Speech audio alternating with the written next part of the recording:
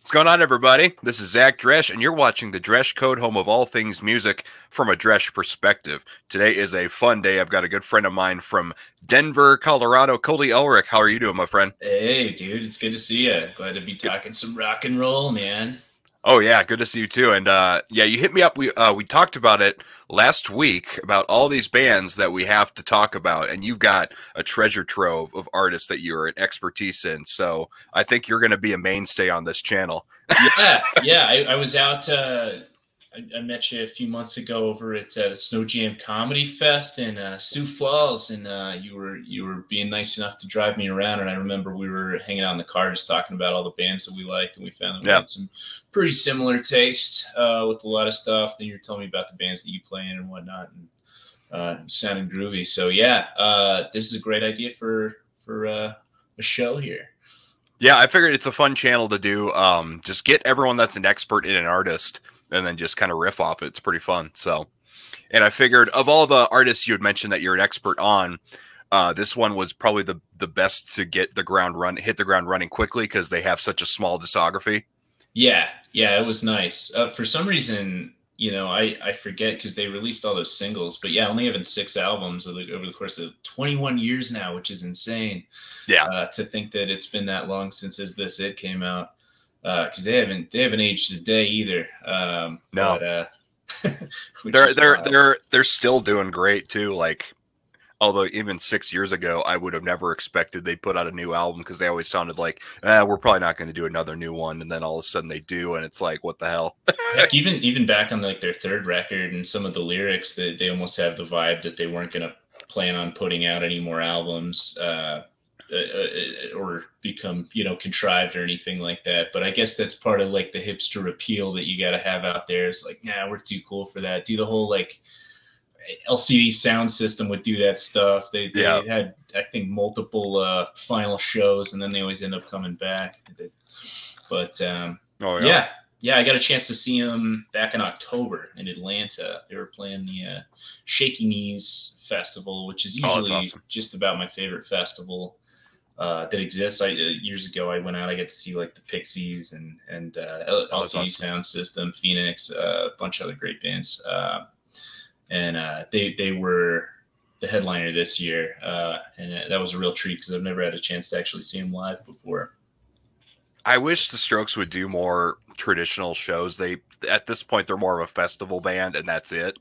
Yeah, and the sound on fests is never as good as being able to go see them at. Well, obviously they can't play small venues anymore; they're too big. But I mean, even if they were just playing like. We got a place in Denver called like the Fillmore. That would be it's a really large indoor venue. The sound's decent. They could fill up a place like that, but I think they could do. They could do multiple shows in like a week of each venue or something. Red Rocks. I think they feel they're just too cool for arenas at this point. So yeah, they've always had this kind of thing where they've had to fight against their upbringing. They're kind of a rich boy band, so anything that they could do to kind of hang on to some indie cred of the people type of vibes that they have going on, I think that they've consistently tried to do. That would be a real treat if they ever did end up making it to like Red Rocks or something like that. Everybody wants to play Red Rocks. Yeah, they are opening for the Chili Peppers in August in Chicago. Really? With Thundercat, so that might be an interesting show to go to. Yeah, a lot of good bass stuff going on there. But like, I'd want to see both, but I want to see the Strokes do an extended set because I know they're just opening for the Chili Peppers. So when I saw them, the band was amazing. Albert Hammond Jr. Like watching him on the guitar, I always forget just how good he is. I think because he's really tasteful in what he provides. He's not a dude that's doing crazy sweeping solos or anything like that. But he fills everything in exactly how it needs to be. The band was amazing, but Julian Casablancas phoned it in, I think, more than I've ever seen anybody phone it in on a set. It was a weird set. The band was so good it made up for everything, but like when he started, there was a weird effect on his voice, like a chipmunk, just octaver, And most of the first song he was playing it until Albert Hammond Jr. came over and like, you know, hit whatever pedal was causing the voice change. And as he walked over, Julian was like, "Whoa, watch out, get the hell out of here." I don't know that they all get along with each other, but it was fascinating to see their interactions on stage as well. Yeah, I think at this point they do it for the money most of the time whenever they do shows. Probably. I mean, they've all got other projects that they're in and stuff too. So I think Julian has even said, like, if you see someone sing Last Night at a karaoke bar, they're getting more enjoyment out of that than I have in 15 years. Oh, I'm something sure. like that. Yeah. I mean, how many bands have their big hit that you just got to get so sick of? I always wonder if Radiohead gets sick of playing Creep, or you know, every band's got to have a song like that. Playing in bands. Like, do you prefer to play your new songs whenever you go to a venue and are playing stuff? When I was playing in bands a lot, that I always wanted to play my new stuff. Yeah, and it's new and fresh, and you're excited about showcasing it. Yeah, yeah, it's like jokes. With comedy, it's the same way. You get sick of the jokes that you wrote years ago that you still tell. But I guess that's where comedy's different. Is the audience always wants to hear the new jokes versus in music. If you go and see a band and they don't play their hit that came out, you know, like last night, 21 years ago, you might be bummed out that was left off the set list. But yeah, I'm sure they probably never want to hear that song again. Yeah, I'm sure. Do you think we should get into the album rankings? Yeah, definitely. I'll kick us off with number 6. Seeing our lists are actually similar, but they're different at the same token. I think we have a similar number 6. I have Come Down Machine for number 6. Yeah, me too. I also have that as my number 6. And I think it almost goes without saying, I don't think the Strokes have ever released a bad album. Right. I think that's just, maybe that's the one I've listened to the least. That might be what puts that at the bottom of the list. But re-listening to it in the course of just getting ready to have our chat, I appreciate a lot more about it than I remember appreciating about it. Yeah. I like the album a lot still, but the first half is awesome. The second half is a little more fillerish for me. Yeah, agreed. I did like the angle of, I mean, there were kind of some godfathers of that indie disco era that was really great in like the 2000s, where you had them, Franz Ferdinand, Arctic Monkeys, the Rapture, Starfucker, the Hives. Yeah, the Hives. Yeah, exactly, and that kind of stuff. And I guess really the album before that was a little bit of a departure, but with Come Down Machine, they dove into some of those 80s roots of the new wave stuff that really ended up being that kind of synth-driven rock that was really popular at the time, but took it in a little more of a retro direction. Yeah. I think like the first song on that album, Tap Out, is hardly recognizable as a Strokes song, not remotely in a bad way. Yeah, totally. They've just got like different backing vocals. It's a little cleaner. It's prettier on the vocals. Yeah. I think when they record, a lot of the time what they would do is they would record through a guitar amp and basically just put the mic up against a guitar amp. And that's how it's got that gritty, compressed tone that Julian gets. And it was a little cleaner on some of those tracks. Yeah, that Tap Out is definitely a highlight. I really like... All the Time is pretty safe, but it's still a fun jam. Mm-hmm. I like One Way Trigger. It's different, but I like it a lot. Yeah. I like Welcome to Japan quite a bit. That was another album that kind of stood out, another song that really stood out for me on that album. Yeah, the lyrics are my favorite part of that song. Yeah.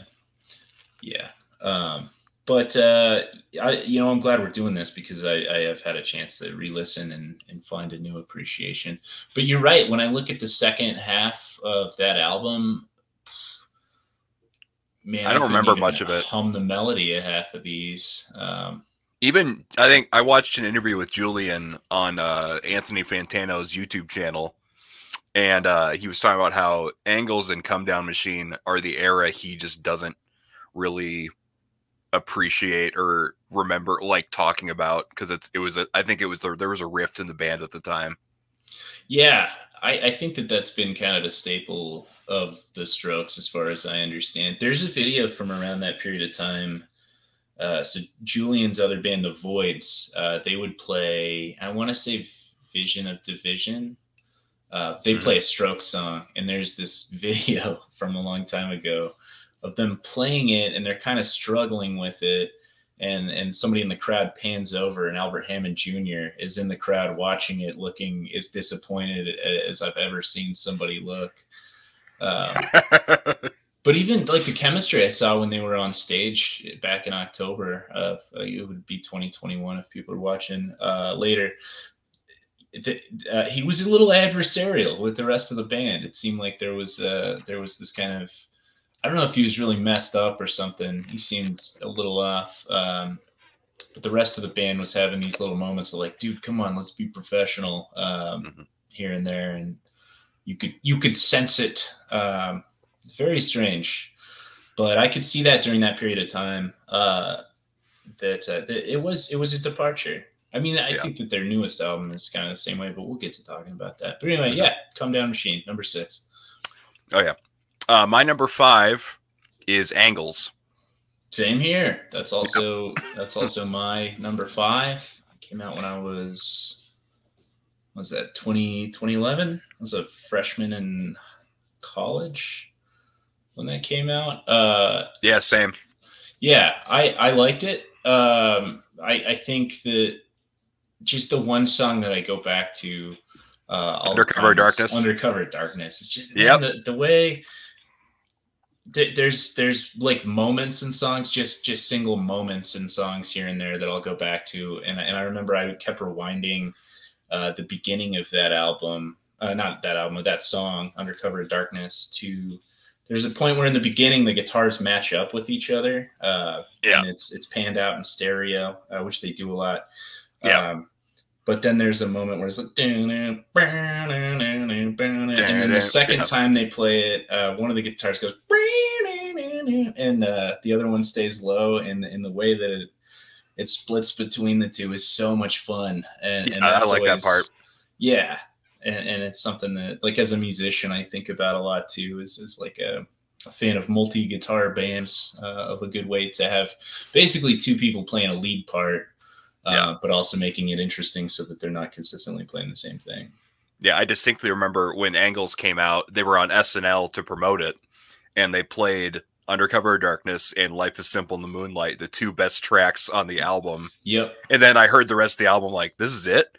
Like, I'm like, it's not terrible, but it's just Undercover Darkness was such an amazing song, and Life is Simple is a banger too. And then the rest of it, I'm just like, Yeah, I like the second half of Machu Picchu a lot. They get a lot of layering going on in that tune that I really dig.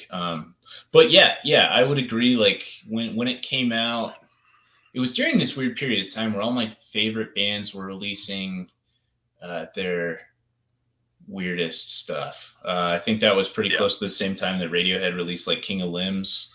Yeah, and I'm all, starry-eyed with everything that my favorite bands are going to put out, and that was a weird year for people getting maybe a little bit more experimental. But what I will give Angles above all the other albums is I think it has the best final song on any of the records. Yeah, that's true. The best exit to any of the albums. Not that the other albums end poorly or anything like that, but I really, I think Life is Simple in the Moonlight is the best. That's the best way they've ended an album. Is with that track. I'd say that or Take It or Leave It. Yeah, Take It or Leave It would be my number 2 as well, and that's just because that one's so big. I want to say they that's what they played for their final encore when I saw them, but I don't quite remember. It was either they played it for their encore or it was their last song before the encore. Yeah, it seems like most of their albums end on a whimper or like an unsure of themselves track kind of thing. Yeah. And this one was a little more... I like how versatile the album is. each track sounds drastically different from the rest. That makes it fun to listen to, at least. So it's not like it's not like they're not original in their ideas. It's just the songs just aren't as memorable to me. Yeah, that's a good way to put it. Not as memorable, aside from those 2 tracks. Yeah, specifically Undercover Darkness. That opening guitar riff will be forever imprinted in my brain. Oh yeah. Games has grown on me. That track has grown because it just feels like the soundtrack to a Sega game to me. Yeah. Like I just love it. Like that song is cool. Gratisfaction is fun. I can't really remember. I think it's Metabolism's the second to last track. I don't remember much of that track at all. When I re-listened to it, I'm like, I just don't remember this song much at all. Like, yeah. But, I agree. Yeah. Definitely not their most memorable album. Great moments, though. Great moments on that album. For sure. Well, that's why Come Down Machine does not have an Undercover of Darkness. Angles has an Undercover of Darkness. So that's why it's, exactly. For sure. Well put. Yeah. Yeah. So my number 4 is First Impressions of Earth. Okay, this is where we start to. This is where we change it up. Yeah. Yeah. I have The New Abnormal, and that's their newest album. It's actually the first time they've ever won a Grammy. They won a Grammy for it, which is crazy that it would take this long for them to win a Grammy. But I like it. There's something that's happened in recent years that's really unfortunate that I actually even noticed in their older music. I started producing tunes on my own and trying to learn some more things. And after I kind of learned about ways to handle pitch correction, I hear it in music way more often now. And there are a number of songs on The New Abnormal that are, I can hear it. I can hear the pitch correction. And when I think of the Strokes, I just think of the raw, gritty. You can almost hear, Julian Casablancas sniffle on tracks or swallow or something like that, which usually I hate, but it just adds to how raw they've felt in the past. What track specifically on New Abnormal do you notice it the hardest? There is actually, which is funny because it's my favorite track on it is the first track, The Adults Are Talking. There's a moment in that song where Julian's voice kind of starts soaring, getting much higher than he usually sings. But the thing is it's all tasteful. He's not using auto-tune or anything like that. Yeah. It's clearly the engineer went in and was like, he might be a little flat here, which I've done on like a note or two, especially with like backing vocals. But when he starts singing in a higher range than he usually does, I mean, he's usually got that baritone that he hangs out in most of the albums. And what I do really like about this album is he's really taken off to do more kind of borderline falsetto stuff, hitting his tenor range in a way that we haven't heard on previous records a whole lot. Aside from the Come Down Machine here and there, you could tell he was starting to get into that a little bit. It's got some great tracks on it. I think it opens really strong. The first track is kind of the most familiar Strokes sounding song for most of it. You got like Brooklyn Bridge to chorus. I have a feeling, though, if we were to revisit our lists in a year or something like that, I may have this moved higher up. It's just so new that I haven't listened to it as much as the other albums. I guess why it First Impressions is 4th to me is because it's another case where the first half is so fucking good, and the second half, not terrible. It's just like it felt like an afterthought to me. It's like after Ask Me Anything, which is amazing. Electricity Escape's pretty cool. Eyes of the World is cool, but the rest of it I don't remember much of it, even though I've listened to it several times. Yeah. I have an advantage on First Impressions of Earth, which I'll go into more detail on because it's coming up soon in my list. But when oh yeah, go for it. Sorry. Yeah, no, actually that's a good point. We could probably go to our number 3 and then we can trade our thoughts on those. And it's going to be the opposite. I have the New Abnormal #3. Yeah. So. That makes sense. That makes sense. I have First Impressions of Earth is #3. I actually have a huge, giant. This will sound really lame. When I first got that album, I was probably 15. I got it off. I don't know. I took it off somebody else's computer. Those are back in the days where somebody had their iTunes. You just hook up your iTunes or your iPod Classic and load it up with songs.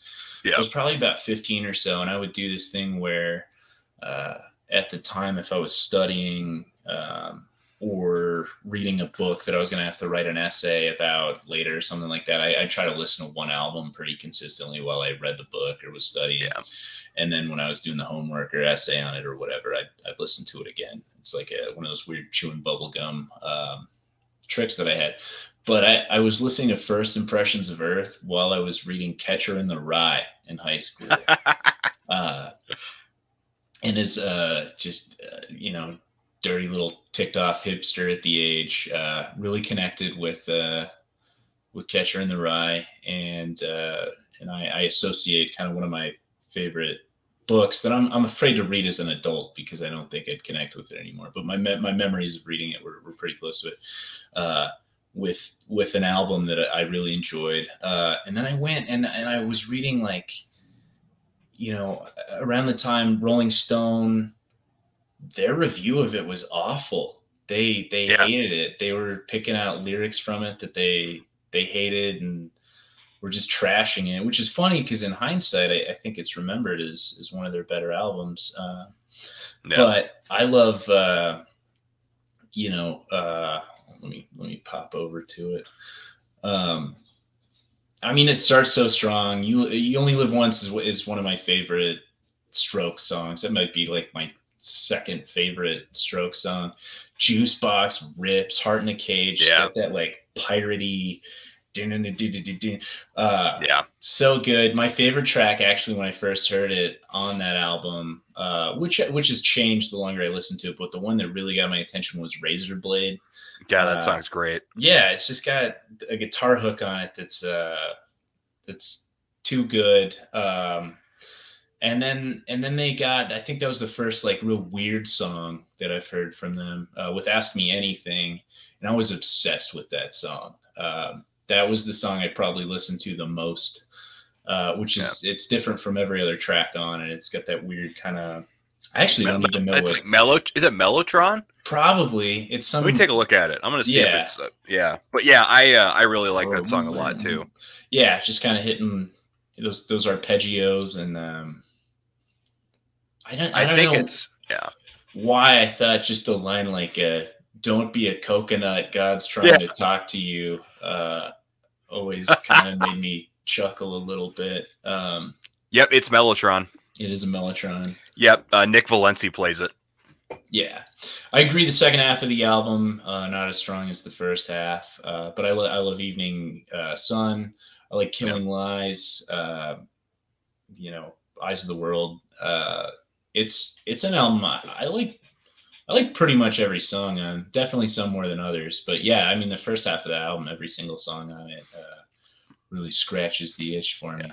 I think for me, it could probably change. New Abnormal and First Impressions are always flip-flopped for me. Because New Abnormal came out when COVID hit hard, and that album was a good escape for me to avoid the stress of life and everything. Yeah. And so that's probably why that album is in third place for me right now. It could change because First Impressions, I think, has better immediate songs than New Abnormal does. But I like the vibe of New Abnormal a little better. It seems a little more focused as far as overall theme of the album goes. Yeah, I would agree with that. I would say the New Abnormal is more mature. As an album, especially. Won a Grammy. Sense. It did win a Grammy. Man, I can't put much stock in the Grammys, but yeah, it is nice to see the guys that you like get a win here and there. I remember. I'm glad it wasn't Imagine Dragons or some shit. You know, I remember. I think it was 2007 or 2008 when I quit on the Grammys. When Radiohead lost album of the year to like Robert Robert Plant and Plant. Alison Krauss. And not that they weren't putting out good music, but like who the hell even remembers that album all that well? It's not that it was a covers album. Yeah. And meanwhile, we've got, I don't know, in my book, like a legend. So anyway, since then, I have put very little stock into the Grammys. Mm-hmm. Few of the bands I like hit it every once in a while. I think when Arcade Fire hit it for The Suburbs, I was really excited about that, and it seemed like they were shocked that it even happened. But I didn't watch the Strokes acceptance speech on it. I imagine they were probably not all that indifferent. Even yeah, that would match their tone. I would be disappointed if they reacted otherwise. But yeah, I remember when Arcade Fire won for The Suburbs, they played out the rest of the show, mm-hmm. and Win Butler just like kind of sets the Grammy on his amp. Like, there you go. That's throwing to put that now. Yeah. It's what, man, I don't know, maybe you'll have an episode on them, but I'm Facebook friends with one of their founding members, and he's just like, he's a waiter now. He didn't stay with the band. He's a great musician. He was in another band called Wildlight, not the DJ. Okay. But they had this great album called Adult Nights, worth checking out to anybody that's listening. But cool. It's just wild to see some guys that don't end up going on. But yeah, Strokes, they earned it. I mean, their career as a body. It's weird to think about bands that are still active that aren't old people yet, which, I mean, maybe they are now. I don't know. For 21 years, they'll be Rock and Roll Hall of Fame. Yeah, band someday. I think they have 5 years left before they're eligible. Yeah, and I think they'll get in right away. I think so. They really changed the face of indie rock. I always forget when, how early they did it for that era. Because when I think of like my peak, like indie dance rock, probably my favorite time for music was it's like college radio 2007. I think everything indie rock was really firing on all cylinders. It was popular enough without being too mainstream. It hadn't quite weaseled its way into Jeep commercials. Exactly. Yet you'd have a few here and there, but I mean, I don't know. Last Night ended up being commercialized pretty heavily, but I don't think they had any control over it when it came out. It's weird to think though. Eminem just got nominated for Rock and Roll Hall of Fame, and his first album was '96. And White Stripes are eligible in 2 years with their self-titled debut. Yeah, and so it's like I wonder if they'll reunite. I doubt it, but you never know. They only have to get two people together. I wish they would, and it's not like, I don't know, if Meg White hadn't touched drumsticks for the last 10 years, she could still pick it up and play every single White Stripes song. So it's not a huge ask, but I don't know how their relationship is. They'll be immediate inductees, I'm sure. Jack White. I think like the three biggest rock stars of the last 20 years has been Dave Grohl, Jack White, and Julian Casablancas to a degree. Yeah, I would definitely agree. Well, especially with Dave Grohl, probably the most. Jack White, I used to think of as like the modern Elvis. I don't know if I do as much anymore, but well, you know what? He played Elvis in the Dewey Cox Story. Yeah, that was great. Yeah, no, it fit well. But Julian Casablancas. I don't know who else I'd put up there, especially for rock and roll. That might be. That's a good way to. That's the the trio. But the Mount Rushmore of rock stars in the last 20 years. Yeah, I'd say I agree with that. I'm gonna go catch Jack White this upcoming summer. I'm excited about that. Never seen the Foo Fighters. The Foo Fighters actually were playing the same festival that the Strokes were on, but I only got a ticket for one night.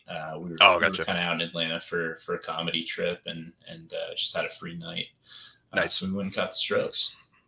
That's awesome. What was I going to say? I've totally spaced it. I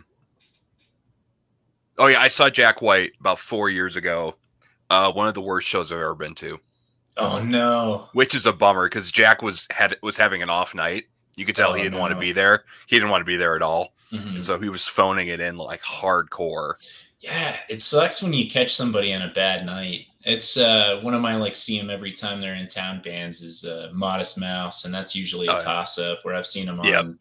Like I caught them on one night. They were running late, and their plane came in late, and their equipment wasn't there on time, and you could tell they were just pissed off and tired, and it was rough. But there's another time I saw them at Red Rocks, and they were lights out. Just probably one of the best shows I've ever seen. Yeah. Same with like Julian Casablancas. He was off when I saw him, but the rest of the band was so good it didn't matter.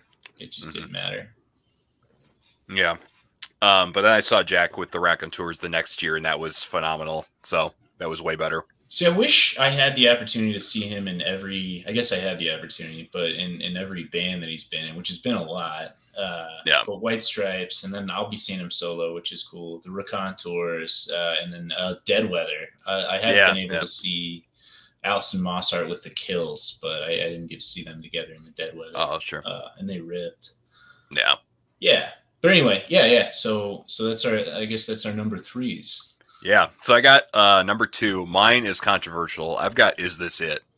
You know what? I don't have the same choice, but I don't necessarily disagree with that either. I was almost kind of coin tossing. I have Room on Fire as number 2. My top 3 kind of go in order of their releases. I think Is This It is a little more prolific. But Room on Fire, also great album. I mean, I think a lot of times when people think of the Strokes, I have a lot of friends whose introduction to the Strokes was Guitar Hero. With Reptilia. Reptilia was on Guitar Hero. But actually, you know, I love my other favorite tune on there is 1251. Just a short, sweet one, and the synth that kind of drives through the whole thing is just the ultimate. It just really embodies everything that I liked about the indie rock of that era. Just having like that. I want to say it's a square synth that runs through it, but I could be wrong.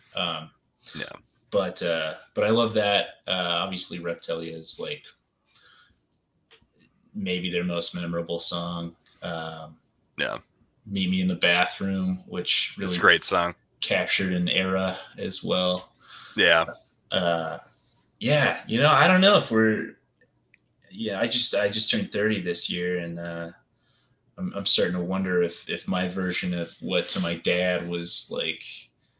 Actually, my dad was more of a 90s guy, but the way he looks back at like Alice in Chains and stuff is probably the way that I'm looking back at, you know, the Strokes and whatnot. But it makes me feel a little old. That album's almost 20 years old.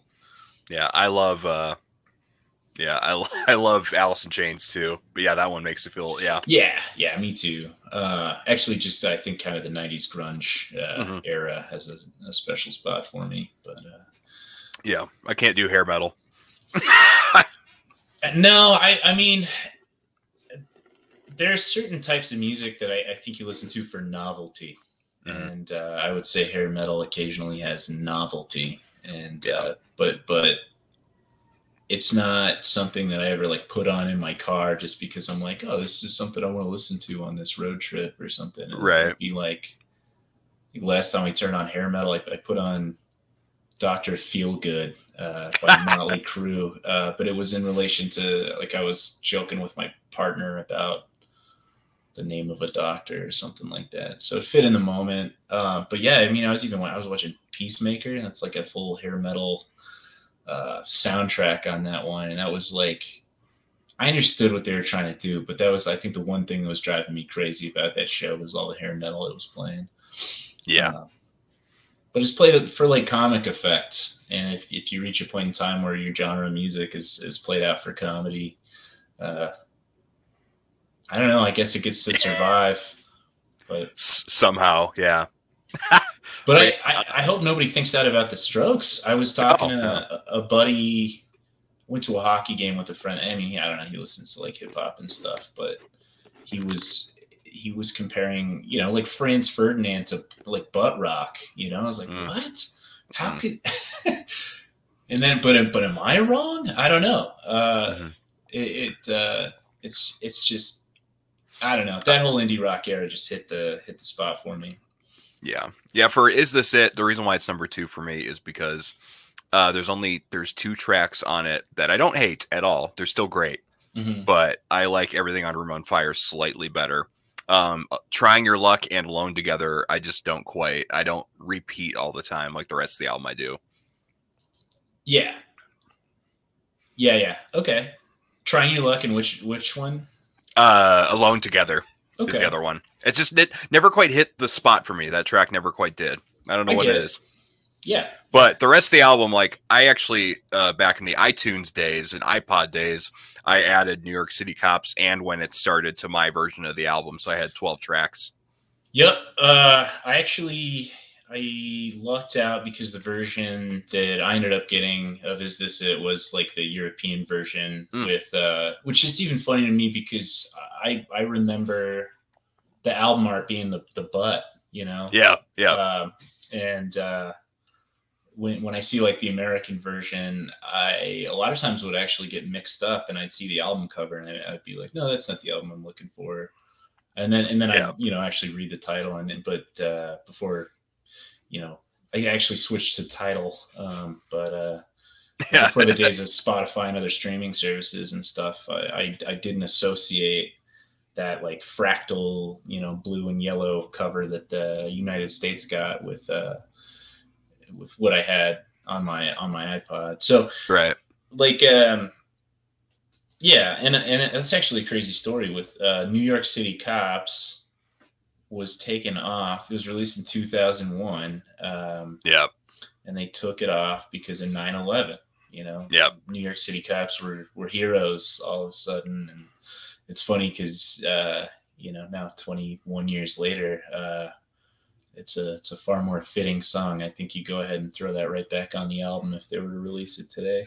Yeah, and it's still every night they play that song too. So it's like, yeah, it's an everybody sing along song too. I think fans of Strokes are, I don't know if they're all the biggest fans of Cops to begin with, but and when I saw them, that was definitely a big sing along.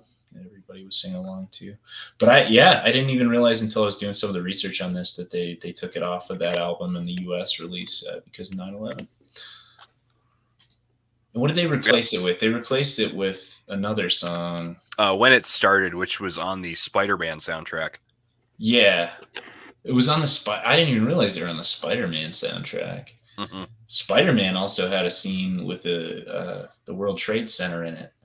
Spider-Man caught like a helicopter between the towers, and they had to edit that scene out, unfortunately. Yeah, I remember that. That was something. Yeah, 9/11? Yeah, I remember it. I also recall. Man. Yeah. But yeah, I guess we can just continue the conversation with our number ones. Yeah. I got Room on Fire. You got Is This It, I presume? Yeah. Yeah. I guess we've already kind of been crisscrossing on talking about these albums.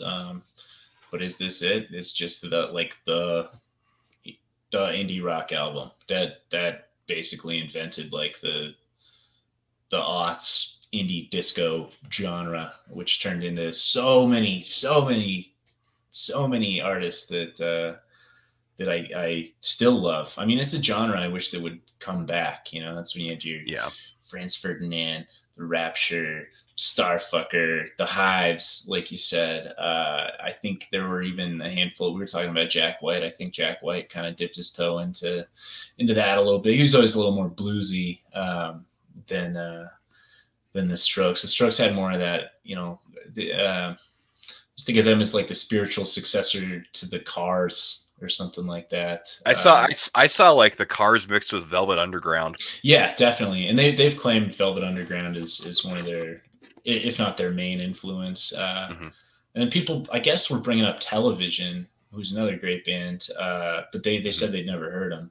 It's similar to like, you know, every once in a while a band you'll just assume that they have an influence. A lot of times you can be pretty safe to guess that a band's going to be influenced by like the Beatles, you know, the Who, Zeppelin, you know, Radiohead, something like that. But they said they never heard Television. But it spawned, you know, Arctic Monkeys, The Bravery. I don't know if it would have been around the same time. I want to say the Killers' first album came out just a couple of years after it, but there's no way that the Killers weren't influenced by the Strokes. Yeah, actually, I read this yesterday that Brandon Flowers in an interview once said, when Is This It came out, we threw out every song we had except for Mr. Brightside. Wow.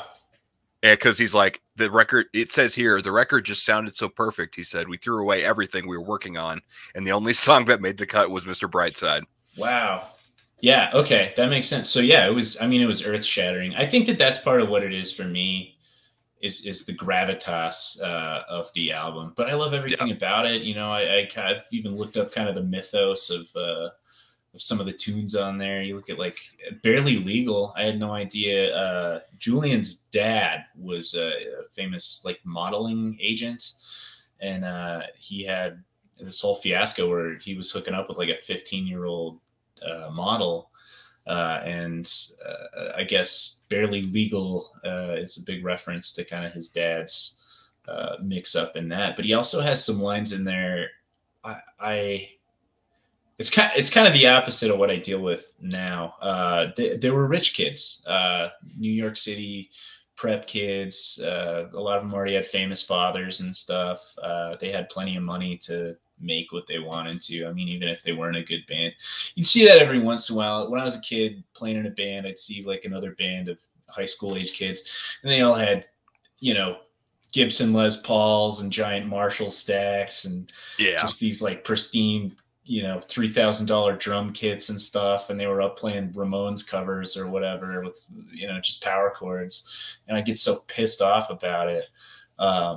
And just because they were afforded like the privilege of it, where, you know, I had a band with like, I traded somebody my PS2 so that I could get a Squier Stratocaster.